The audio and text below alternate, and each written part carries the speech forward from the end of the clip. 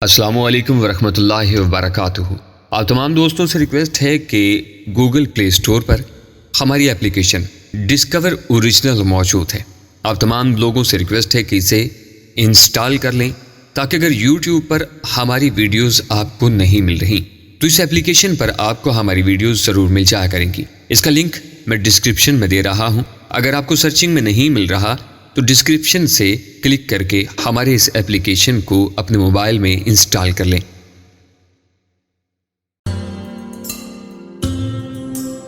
Line کٹ گئی لیکن میں کسی مفلوج آدمی کی طرح ریسیور لیے بیٹھا رہا۔ مجھے یقین نہیں آتا تھا کہ جو کچھ میں نے سنا ہے وہ خواب میں نہیں سنا ہے۔ رابعہ میری نہیں رہی تھی، اس نے مجھے چھوڑ دیا، اپنے آپ کو گروی رکھ دیا ہے، میرے نام پر نہیں۔ ایسا ممکن ہی نہیں، وہ مجبور ہے۔ اس کے سامنے دوسرا کوئی راستہ نہیں رہا۔ اس اسمگلر، دولت اور طاقت رکھنے والے، خود کو دنیا کی ہر چیز کے اصول پر قادر سمجھنے والے نے رابعہ کو خرید لیا ہے۔ اس نے کہا ہوگا کہ تمہارے سامنے دو راستے ہیں، یا مجھے قبول کر لو اور یہ سب تمہارا ہے، بصورت دیگر سکندر بھی تمہارے پاس نہیں رہے گا، میں اسے چیونٹی کی طرح مسل دوں گا۔ ابھی اس نے صرف دلاور کو دیکھا ہے اور دلاور جیسے میری ٹھوکروں میں رہتے ہیں۔ تم اسے چھوڑ دو تو میں وہ سب چھوڑ دیتا ہوں جو تمہارے نزدیک معیوب اور قابل اعتراض ہے۔ میں سکندر کے تحفظ اور اس کی ہر ممکن مدد کا وعدہ بھی کرتا ہوں، اور رابعہ نے محبت کے لیے خود کو قربان کرنے کا سودا کر لیا، لیکن میں ایسا نہیں ہونے دوں گا۔ یہ یک طرفہ سودا کیسے ہو سکتا ہے؟ رابعہ کی زندگی پر میرا بھی حق ہے، رابعہ کے لیے یہ فیصلہ نہیں کر سکتی۔ مجھے اس کی قربانی کے طفیل ملنے والی حمایت نہیں چاہیے۔ میں لعنت بھیجتا ہوں اس تحفظ کی ضمانت پر جو مجھے اپنی محبت کی قیمت میں ملے۔ میں مر سکتا ہوں اور مار سکتا ہوں رابعہ کو بھی، مگر ایسی زندگی قبول نہیں کر سکتا۔ میں نے محسوس کیا کہ میں کانپ رہا ہوں اور میرا دوران خون سر کی جانب پڑ گیا ہے۔ میرا چہرہ تپ رہا تھا اور کانوں کی لویں سرخ ہو گئی تھی، میری مٹھیاں بھینچی ہوئی تھی اور میں جنون میں مبتلا ہو رہا تھا۔ رابعہ ایسا نہیں کر سکتی تھی، کوئی اس کی مجبوری سے فائدہ اٹھا کے اس سے محبت کا سودا نہیں کر سکتا تھا۔ میں اس کی مجبوری کو بھی ختم کر دوں گا اور ایسی مجبوری پیدا کرنے والے کو بھی۔ میں کسی آتش فشاں کے لاوے کی طرح ایک تباہ کن قوت بن کے اس کمرے سے باہر آیا۔ یس سر، ایک انگریز لڑکی نے مسکرا کے کہا جو سیدھی میری طرف آ رہی تھی۔ کہاں ہے وہ تمہارا مالک؟ میں نے چیخ کر کہا۔ وہ شیطان زادہ، آپ سیٹھ چاند بھائی کو پوچھ رہے ہیں سر؟ اس نے نہایت شائستہ اور نرم لہجے میں رواں انگریزی میں کہا، ہاں مجھے بتاؤ ورنہ میں تمہیں نہیں چھوڑوں گا۔ میں نے اسے یوں دبوچا کہ اس کے حلق سے ایک چیخ بلند ہوئی۔ وہ یہاں نہیں ہے سر، وہ گٹی گٹی آواز میں بولی، باہر ہے۔ جھوٹ جھوٹ جھوٹ، میں نے چلاتے اس کی گردن کو اپنے ہاتھوں کی شکنجے میں کس لیا۔ وہ ابھی یہاں تھا، ابھی اس نے کسی کمرے کے فون پر بات ختم کی ہے۔ سر پلیز، وہ چلے گئے ہیں، صبح کی فلائٹ سے لندن چلے گئے تھے۔ وہ چلائی اور تڑپی، مجھے یہی معلوم ہے۔ اچھا میں خود دیکھ لوں گا۔ میں نے اسے ایک طرف پھینکا اور دیوانہ وار ایک بند دروازے کو ٹکر ماری۔ دروازہ کھلا ہوا تھا، میں اندر جا گرا۔ میرے اٹھنے سے پہلے کسی نے میرے سر پر ڈنڈا مارا۔ میری نظروں کے سامنے اندھیرے کا ایک لمحہ آیا، میں اسی میں ڈوب گیا۔ جب میں پھر ہوش میں آیا تو وہ میرے سامنے تھا، لیکن میں رسیوں سے جکڑا ہوا تھا۔ میرے دونوں ہاتھوں میں ہتھکڑیاں تھیں اور پیروں میں بیڑیاں۔ میری گردن میں جو توک تھا اس کا ایک حلقہ دیوار میں منسلک کڑے کے ساتھ مکفل تھا۔ وہ کمرہ اسی گھر کا تھا یا کسی دوسرے گھر کا، یہ میں نہیں جان سکتا تھا۔ مجھے تو یہ بھی معلوم نہیں تھا کہ میں کتنی دیر بے ہوش رہا تھا۔ اس ویران کمرے میں صرف ایک کرسی تھی، وہ اسی پر بیٹھا ہوا تھا۔ مجھے ہوش میں آتا دیکھ کر وہ مسکرایا۔ تم نے دیکھا سکندر وقت کہ وقت بدل گیا، تمہاری اپنی بے وقوفی کے باعث۔ وقت پہلے بھی بدلا ہے اور میں وقت سے نہیں ڈرتا۔ کتے ذلیل شیطان، میں نے کمزوری کے باوجود چلا کے کہا، تم مجھ سے میری رابعہ کو نہیں چھین سکتا۔ میں نے رابعہ کو چھینا نہیں، میں چھین سکتا تھا، مگر اس بار میں نے ایسا نہیں کیا۔ وہ بولا، دنیا کی کوئی عورت میری دسترس سے باہر نہیں رہی اور نہ ہے، لیکن اس مرتبہ بات کچھ مختلف تھی۔ میں نے خود کو مجبور اور بے بس محسوس کیا۔ میں نے رابعہ کو طاقت یا دولت سے حاصل نہیں کیا، میں نے اس کا دل جیتا ہے اپنی دولت دے کر۔ تو کیا سمجھتا ہے کہ وہ بکاؤ مال ہے؟ سر دس میں اس بحث میں نہیں پڑتا کہ بکاؤ مال کیا ہوتا ہے۔ حقیقت یہ ہے مسٹر سکندر بخت کہ اس نے کسی لالچ یا دباؤ کے بغیر یہ فیصلہ کیا ہے۔ بکواس کرتے ہو تم، بکتے ہو، جھوٹ بولتے ہو میرے سامنے۔ اس نے محبت کو مجبوری سمجھ لیا کیونکہ وہ تمہاری قید میں تھی، اس کے پاس چوائس نہیں تھی۔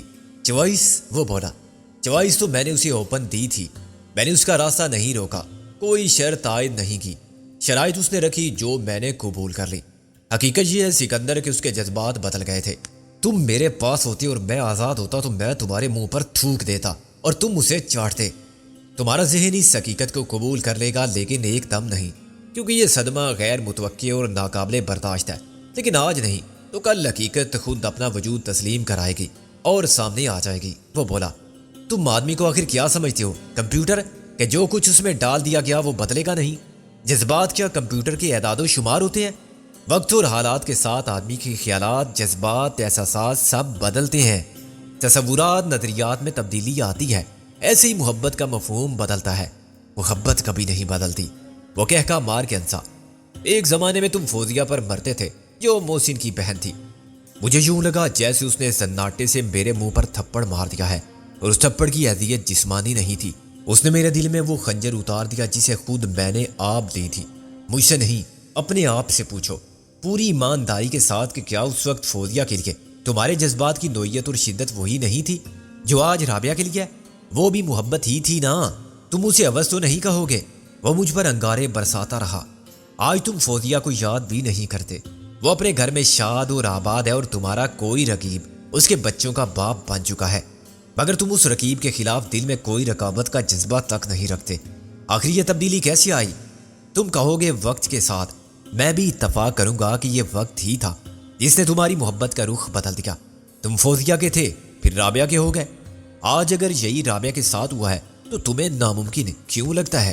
بھئی یہ کسی اور کی زندگی کا تجربہ یا خاصہ نہیں تھا، بلکہ تمہاری اپنی زندگی کا واقعہ ہے۔ جب تک تم نے رابعہ کو نہیں دیکھا تھا تم فوزیہ کے لیے عاشقی کے سارے سچے دعوے رکھتے تھے، پھر وہ عرفے غلط ہو گئے۔ میں یہی کہتا ہوں کہ جب تک میں رابعہ سے نہیں ملا تھا وہ تم کو چاہتی تھی، دیوانہ وار چاہتی تھی، اتنا چاہتی تھی کہ اس نے تمہاری خاطر اپنا گھر بار، اپنا کیریئر، اپنا مستقبل سب کچھ تباہ کر لیا، اور ان راستوں پر تمہارا ساتھ دیا جن پر کوئی دوسری لڑکی اتنی استقامت کے ساتھ نہیں چل سکتی تھی۔ اور مجھ سے ملاقات نہ ہوتی تو سب کچھ ویسے ہی رہتا، مگر اب ایسا نہیں رہا تو یہ تقدیر کا فیصلہ ہے۔ میں خود پہلی بار محبت سے آشنا ہوا ہوں، رابعہ کے لیے تو یہ ویسا ہی موڑ ہے۔ میں نہیں مان سکتا۔ میں اذیت سے چلایا جو اس بے رحم سچ کے خلاف نزا کے عذاب سے کم نہ تھی۔ ہاں، ابھی تم نہیں مانو گے اس لیے کہ تم ہوش میں نہیں ہو، اور یہ نقصان اتنا بڑا ہے کہ تمہارا دماغ اسے برداشت کرنے کے قابل نہیں۔ غیر متوقع خاصات ایسے ہی ہوتے ہیں، مگر دیکھو فوزیہ بھی تو زندہ ہے اور خوش بھی ہے اب۔ دراصل خوشی بھی حالات کا ایک سانچہ ہے جس میں ہم بلاخر سما جاتے ہیں۔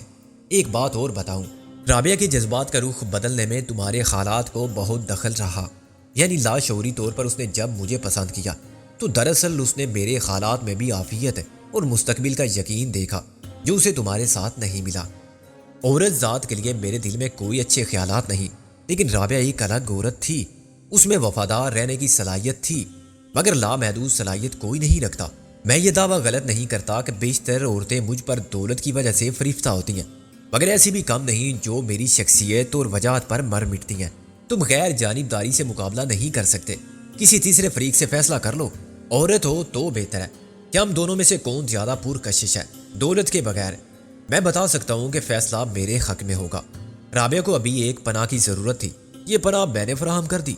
میرے جذبات حقیقی تھے، جذبات تمہارے بھی حقیقی تھے، مگر اضافی چیز میری دولت اور اس سے حاصل ہونے والی خوشی تھی جس کے لیے وہ ترس رہی تھی۔ اگر یہ سب کچھ رابعہ مجھ سے کہہ دے میرے سامنے آ کے تو میں مان لوں گا۔ میں نے اس کا تمسخر اڑانے کے انداز میں کہا، کہہ تو دے گی لیکن سامنے آ کے نہیں۔ وہ کچھ دیر سوچ کے بولا، ہاں تم مجھے کوئی ٹیپ سنوا دو گے جو پہلے سے حاصل کر لیا ہوگا؟ نہیں، تم اسے براہ راست بات کرو گے۔ وہ بولا، اس وقت جب تم یا کوئی اور اس کے سر پر پستول لیے کھڑا ہوگا، یا اسے کہا جائے گا کہ تم نے ہماری مرضی کے خلاف ایک لفظ بھی کہا تو سکندر سے آخری گفتگو سمجھ لینا۔ نہیں، یہ بھی نہیں۔ میں جبر کر سکتا تھا مگر میں نے نہیں کیا، اس لیے نہیں کیا کہ وہ کوئی نئی بات نہ ہوتی۔ اس بار جو نئی بات ہوئی ہے وہ محبت ہے۔ اسی محبت کے لیے میں سب کچھ کر رہا ہوں، تمہارے لیے بھی اور اس کے لیے بھی۔ میں بھی اور اسی وقت تم سے اس کی براہ راست بات کرواؤں گا، لیکن ٹیلی فون پر۔ تم جو چاہو اس سے پوچھ لینا اور جس طرح چاہو اپنی تسلی کر لینا۔ وہ تمہارا ساتھ چھوڑ چکی ہے اور اپنی مرضی سے۔ اس نے بالکل فلمی انداز میں تالی بجائی اور ایک شخص اندر آ گیا۔ ٹیلی فون لاؤ۔ آزمائش کا یہ دوسرا مرحلہ زیادہ کٹھن تھا، لیکن یہ آتش نمرود میں کود پڑنے کا چیلنج تھا۔ میرا عشق اگر خام ہوتا تو محو تماشائے لبے بام رہتا، لیکن مجھے رابعہ کے عشق پر اتنا ہی یقین تھا جتنا آتش نمرود کو گلزار بنانے کے لیے ضروری ہوتا ہے۔ چنانچہ میں نے بے خوفی سے کہا، اگر یہ تمہارا جھوٹ نکلا تو مجھے کیا سزا ملے گی؟ وہ مسکرایا، کیا میں تم سے ڈرتا ہوں؟ جھوٹ آدمی لالچ میں بولتا ہے یا خوف کے باعث؟ مجھے تم سے لالچ بھلا کیا ہوگا؟ کیا ہے جو میری پہنچ سے باہر ہو؟ تم کو سزا دینی ہوتی تو میں تمہیں کبھی یہاں نہ بلاتا، تمہیں اپنی زندگی کی کہانی نہ سناتا جس سے میں شریف زیادہ ثابت نہیں ہوتا۔ میں رابعہ کو کہیں باہر بھجوا دیتا اور تم ساری عمر سر کھپاتے رہتے مگر اس کا سراغ کبھی نہ پاتے۔ یہ تو اچھا ہے کہ تم مطمئن ہو کے جاؤ، تمہارے دل میں کوئی خلش یا آزار نہ رہے۔ وہی شخص سام قسم کے ریموٹ کنٹرول والا فون اٹھا لایا۔ ان کے ہاتھ کھول دو، چاند بھائی نے حکم دیا۔ میرے ہاتھ کھول دیے گئے۔ تم اس فون کو چیک کر سکتے ہو، وہ بولا، اس میں کوئی ٹرک نہیں ہے، تم کراچی کا کوئی بھی نمبر ملا کے دیکھو۔ کراچی کا تو میرے پاس ایک ہی نمبر تھا اور وہ تمہارا نمبر نکلا۔ میں نے فون لے لیا جو 4 انچ چوڑا اور 8 انچ کے قریب لمبا تھا۔ ڈائل کرنے والے پش بٹن اس کے وسط میں تھے، اس کا ایک سرا اسپیکر تھا اور دوسرا ریسیور۔ مجھے فون پکڑانے والے نے اینٹینا کو پہلے ہی کھینچ کے تقریباً 2 فٹ باہر کر دیا تھا۔ کیا میں ڈائریکٹری منگواؤں؟ وہ بولا، سوائے پولیس اور اخبار کے تم کہیں بھی فون کر سکتے ہو۔ چلو 1-2 نمبر میں تمہیں دیتا ہوں، ایک ہوٹل میٹروپول کا ہے، دوسرا PIA کا۔ میں نے دونوں نمبر ملائے، نمبر بھی ٹھیک تھے اور فون بھی صحیح کام کر رہا تھا۔ اب بتاؤ رابعہ سے کس نمبر پر بات کروں؟ وہ مسکرایا، ادھر لاؤ میں نمبر ملا دیتا ہوں۔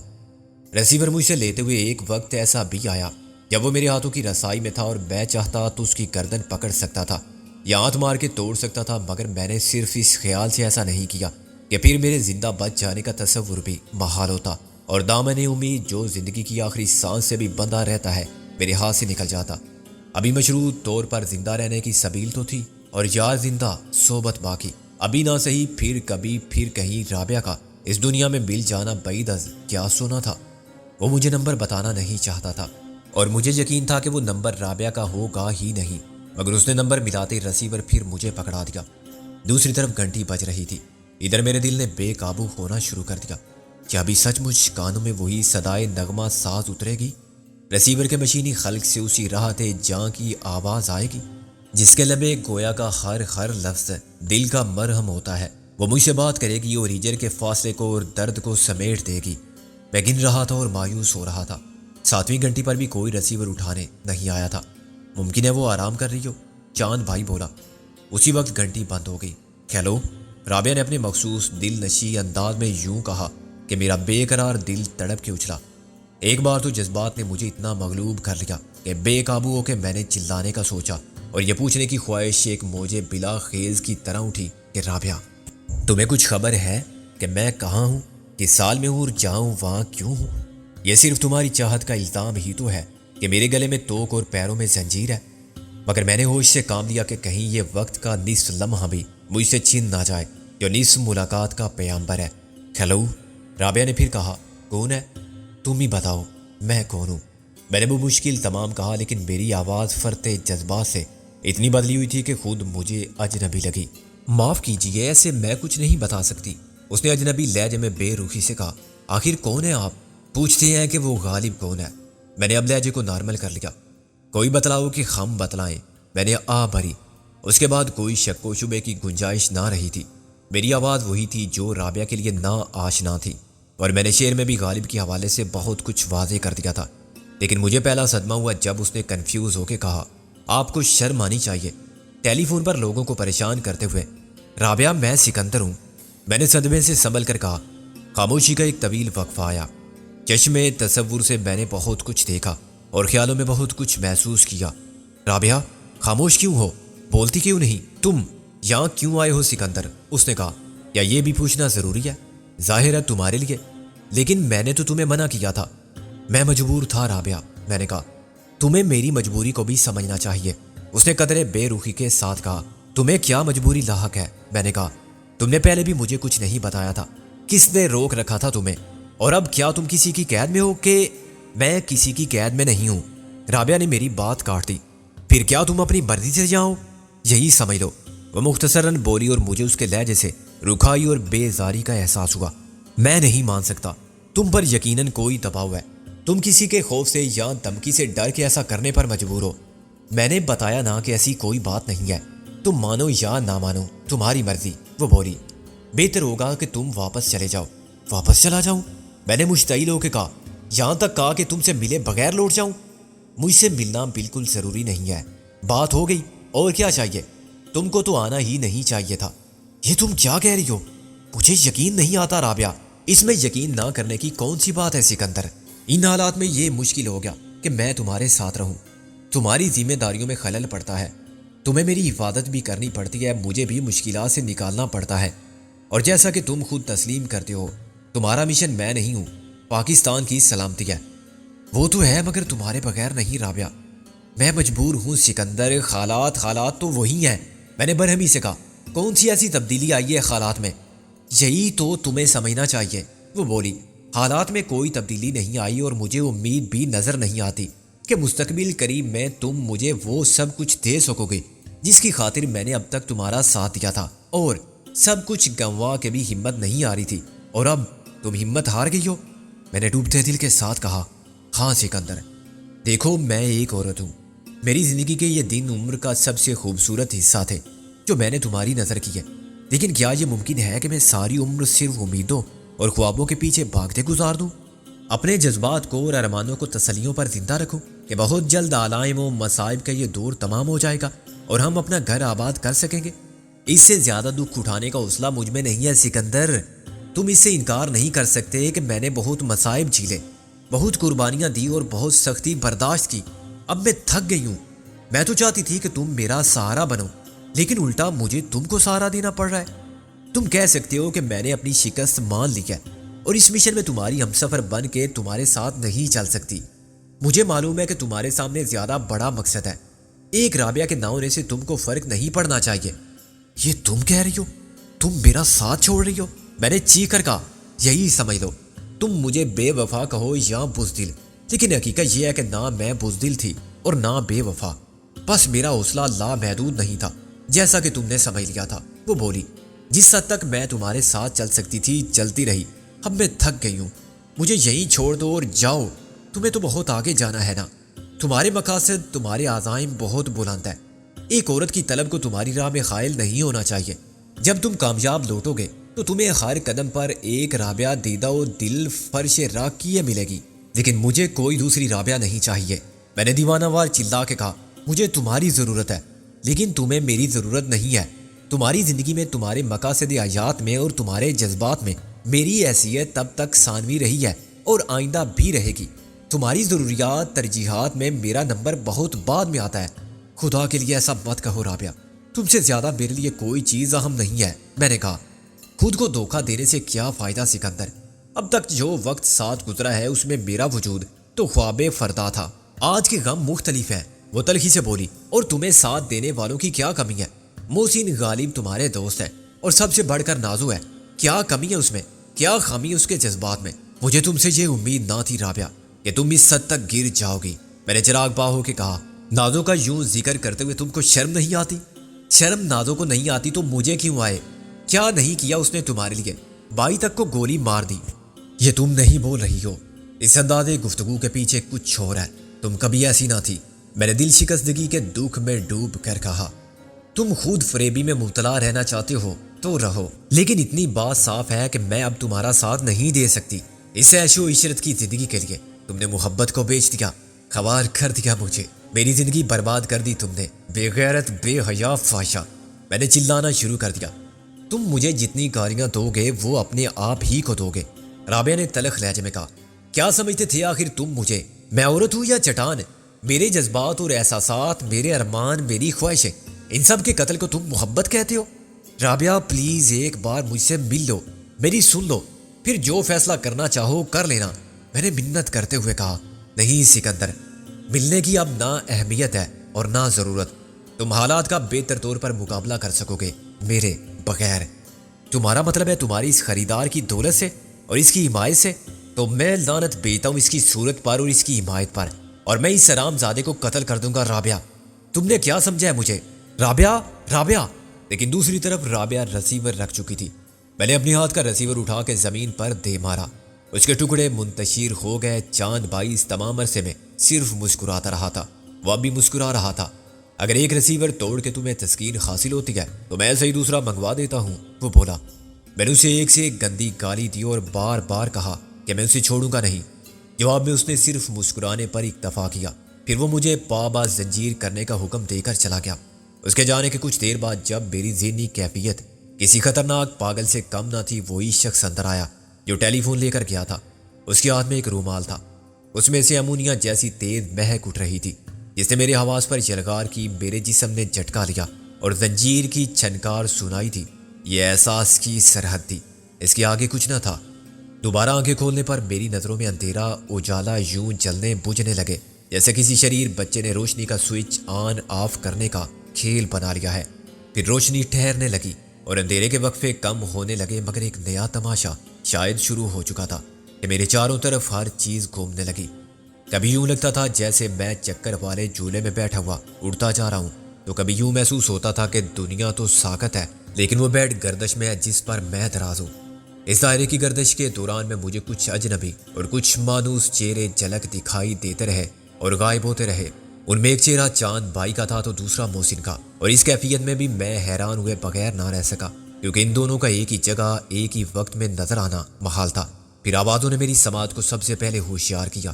میں نے پہلے محسن کی آواز سنی، وہ مجھے پکار رہا تھا، سکندر ہوش میں آ بیٹے، اب چھوڑ یہ مکر، ہم مانتے ہیں کہ تو اچھی ایکٹنگ کر رہا ہے۔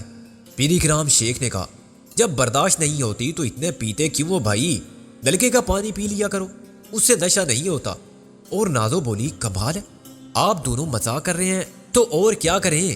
اکرام شیخ نے اسے ڈانٹا، اب تک دل نہیں بھرا تیرے رونے سے، چل جا کافی لا۔ ہاں مردہ زندہ ہو رہا ہے، محسن نے تائید کی۔ اب وہ فلمی سوال کرنے ہی والا ہے کہ میں کہاں ہوں، اس نے مریل لہجے میں رونی آواز بنا کے کہا، اور ہم اسے بتائیں گے کہ آپ عالم ارواح میں ہیں۔ نہیں یار، کسی کو دھوکے میں کیوں رکھے، صاف کہیں گے کہ آپ جہنم میں ہیں، محسن بولا، آپ کے مطلب کی جگہ ہے۔ میرا شعور اب جاگ چکا تھا لیکن مجھ میں کسی بات کا جواب دینے کی ہمت نہ تھی۔ ایک تو میرا سر درد کی شدت سے تڑک رہا تھا، پھر میری زبان تھی جو خشکوں کے تالو سے جا لگی تھی۔ تاب یہ سوچ کے حیران ہو رہا تھا کہ میں نے جو کچھ دیکھا تھا سنا تھا وہ کیا ایک ڈراؤنا خواب تھا۔ میرا کراچی جانا، وہاں اکرام اور نازو سے ملاقات، افتخار عارف کا قتل، چاند بھائی سے دوست محمد کے ذریعے ملاقات اور رابعہ کی بے وفائی کا صدمہ، لیکن ابھی میری سوچ میں جھول تھا، ورنہ میں حقیقت کو خواب نہ سمجھتا اور اتنا ضرور سوچتا کہ کیا میں پھر گزرے ہوئے وقت میں پہنچ گیا ہوں جب ہم سب اکٹھے تھے۔ نازو کافی لائی جو بے حد تلخ اور گرم تھی۔ یہ دوا میرے حلق سے اسی طرح اتاری گئی جیسے بیمار بھینس کے حلق سے دیسی مرکبات کا مکسچر اتارا جاتا ہے۔ اثر بہت جلد ہوا، چند منٹ میں بے یقینی کی دھند چھٹ گئی اور میرے ذہن نے واقعات کو ترتیب کے ساتھ وقت کی زنجیر میں جوڑ دیا۔ محسن، میں نے کہا، ایک سگریٹ دے مجھے۔ کیسا، بگلا مار کا، چرس والا یا راکٹ؟ محسن نے کہا مگر ایک سگریٹ چلا کے میرے منہ سے لگا دیا۔ تو کب آیا؟ میں نے کہا، اب سے 32 برس پہلے کی بات ہے، محسن نے ایک سر دہ بھر کے کہا۔ موسم برشگال کی ایک طوفانی رات میں جب آدھی دنیا سورج کے ادھر تھی اور آدھی ادھر، اس حقیر فقیر پر تکثیر نے عدم سے وجود کا سفر کیا۔ بکواس مت کر، تو لاہور سے کب آیا؟ میں نے کہا۔ پہلے تو پوچھ کہ میں یہاں کیسے آیا، محسن بولا۔ اچھا بھائی پہلے یہی بتا دے، میں نے کہا۔ تو ہمیں سڑک کے کنارے پڑا ہوا ملا تھا، محسن بولا، جب میں بہت چھوٹا تھا، کوئی 10-12 کلو کا۔ تو میری ماں بھی مجھے اس سوال کا یہی جواب دیتی تھی کہ میں سڑک کے کنارے پڑا ملا تھا۔ میں بتاتی ہوں آپ کو۔ نازو نے میرا سر دباتے ہوئے محسن کو گھورا۔ اکرام بھائی نے لاہور فون کیا تھا، وہاں سے ان کے آنے کی خبر ملی۔ اکرام بھائی ٹرین کے ٹائم پر گئے اور انہیں ٹیکسی میں یہاں لے آئے، مگر آپ کے بارے میں یہ ٹھیک کہہ رہے ہیں، آپ سڑک کے کنارے بے ہوش پڑے ہوئے تھے۔ میں ہمت کر کے بیٹھ گیا۔ تمہیں تو انہوں نے واپس کر دیا تھا؟ ہاں، مجھ سے دوست محمد نے کہا تھا کہ تم جاؤ، تمہارا دوست مزے میں ہے، اکرام شیخ بولا۔ فکر کی کوئی بات نہیں، میں نے کہا کہ اگر ایسا ہی ہے تو مجھے اس سے ملوا دو، صرف 1 منٹ کے لیے، پھر میں چلا جاؤں گا۔ وہ کہنے لگا کہ بابا اس کا آرڈر نہیں ہے، کائے کو پھڈا کرتا ہے مفت میں، تمہارا یار اپنی معشوق سے بات کرتا پڑا ہے۔ کیا تو واقعی رابعہ کے ساتھ تھا؟ رابعہ کے نام سے میرے دل میں ایک سلگتا ہوا تیر پیوست ہو گیا۔ رابعہ؟ کون رابعہ؟ میں نے بے خیالی میں کہا۔ ان سب نے ایک دوسرے کی طرف دیکھا اور مسکرائے۔ جس رابعہ کی تم بات کر رہی ہو نا، میں نے سپاٹ لہجے میں کہا، وہ اب نہیں ہے، کہیں نہیں ہے۔ یک لخت ان تینوں کی مسکراہٹ کافور ہو گئی۔ یہ آپ کیا کہہ رہے ہیں؟ نازو سب سے پہلے چلائی۔ نہیں ہے کیا مطلب؟ نہیں ہے کہ مطلب یہی کہ اب وہ رابعہ نہیں رہی جسے تم پوچھ رہے ہو، جس کی تلاش مجھے یہاں لائی تھی؟ جو نہیں ہے وہ نہیں ہے، اور ہماری تمہاری زندگی ایسی ہی ہے کہ اس میں لوگ آتے ہیں پھر ہمیشہ کے لیے چلے جاتے ہیں، کبھی لوٹ کر نہ آنے کے لیے، صرف ان کی یاد رہ جاتی ہے، پھر وہ بھی ساتھ چھوڑ دیتی ہے اور وقت ہمیں کھینچ کر آگے لے جاتا ہے۔ محسن اور اکرام شیخ کا چہرہ بے جان ہو گیا تھا۔ دادو بے اختیار رونے لگی۔ ان سب نے میری بات کا وہی مطلب نکالا تھا جو نکالا جا سکتا تھا۔ میں نے نہیں کہا تھا کہ وہ مر گئی، مگر انہوں نے یہی سمجھا تو غلط نہیں سمجھا، اور میرے لیے سب سے زیادہ آسان یہی تھا کہ میں فسانہ دل کو یوں مختصر کر دوں، ورنہ میں وہ سب بتاتا جو میرے دل پر پیتی تو بتا نہ پاتا۔ یہ سب کیسے ہوا سکندر؟ محسن نے طویل خاموشی کے بعد ہمت کر کے کہا۔ کیا کیسے ہوا؟ میں نے کہا۔ مجھ سے کیا پوچھتے ہو؟ جب ہیروشیما پر ایٹم بم پھٹا تو کسی نے یہ سوال مر جانے والوں سے کیا تھا؟ کوئی کرتا تو وہ کیا بتاتے؟ ہاں، وہ جو زندہ رہے تھے وہی بتا سکتے تھے کہ یہ سب کیسے ہوا تھا۔ تم نے ٹیڈی کی لاش سے پوچھا تھا کہ دوست یہ کیسے ہوا؟ اس نے کیا جواب دیا تھا؟ بڑی خاموشی سے محسن باہر چلا گیا۔ اکرام شیخ دیوار سے ٹیک لگائے کھڑا رہا۔ دادو میرے سرانے بیٹھی روتی رہی اور مجھے نہ رونے کی تلقین کرتی رہی، ہمت سے کام لینے کو کہتی رہی۔ بے ہمت لڑکی، وہ کیا جانے ہمت اور حوصلہ کسے کہتے ہیں۔ وہ میری جگہ ہوتی، وہ سب سنتی جو رابعہ نے مجھ سے کہا اور جو جھوٹ نہیں تھا۔ تب میں دیکھتا کہ اس کا سچ سہنے کا حوصلہ، ایسے تو سبھی صبر جمیل کی بات کر لیتے ہیں رسم دنیا نبھانے کے لیے، مگر کیا الفاظ کسی کے دکھ کا مداوا ہوتے ہیں؟ یہ تو میں ہی ہوں کہ میں نے دل کو پتھر کر لیا اور وہ کہہ دیا جو شاید میں سوچ بھی نہیں سکتا تھا۔ محسن پھر آیا تو اس کے ساتھ ایک اجنبی تھا۔ اسے دیکھتے ہی میں سمجھ گیا کہ وہ ڈاکٹر ہے۔ اس شخص سے کہہ دو کہ چلا جائے، میں نے اٹھتے ہوئے کہا، ورنہ میں اسے خود باہر پھینک دوں گا۔ ڈاکٹر کے قدم رک گئے۔ پلیز پلیز کے بچے، اب تم کہو گے کہ تم نہیں جانتے کہ تمہیں آرام اور سکون کی ضرورت ہے، اور پھر مجھے کوئی سکون آور انجیکشن گھونپ دو گے۔ گیٹ آؤٹ، میں کہتا ہوں دفع ہو جاؤ، مجھے نہیں ضرورت اس مصنوعی سکون کی۔ ڈاکٹر بڑی گھبراہٹ میں واپس ہوا۔ دادو میرے بازو سے تقریباً لٹک گئی۔ سکندر بھائی، خدا کے لیے چپ، میں نے اسے جھٹک دیا۔ تیرا بھائی ہے اکرام شیخ، میں نہیں۔ وہ کہتی تھی۔ میں نے رابعہ کے الفاظ دہرانے کی کوشش کی، لیکن میرے حلق میں پھندا لگ گیا۔ وہ بات میں دوہرا بھی نہیں سکتا تھا۔ باہر محسن غالباً ڈاکٹر کو قائل کرنے کی کوشش کر رہا تھا کہ میں خطرناک قسم کا پاگل ہرگز نہیں ہوں۔ محسن، میں نے چلا کے کہا، ڈاکٹر صاحب کو اندر لے آ، مجھے سلا دیں ہمیشہ کے لیے، اور بستر پر آنکھیں بند کر کے لیٹ گیا۔ میں نے 1 منٹ بعد انجیکشن کی سوئی کی چبھن بھی محسوس کی، لیکن میں نے آنکھیں نہیں کھولی۔ دھیرے دھیرے میرا جسم ڈھیلا پڑنے لگا۔ میرے خیالات کے گرداب میں رابعہ کے چہرہ ڈوبنے اور ابھرنے لگا۔ اس چہرے کے 1000 روپ تھے، 1000 جلوے تھے، سب دل نشی، سب نظر فریب، سب یادوں کے نقش، سب سراب۔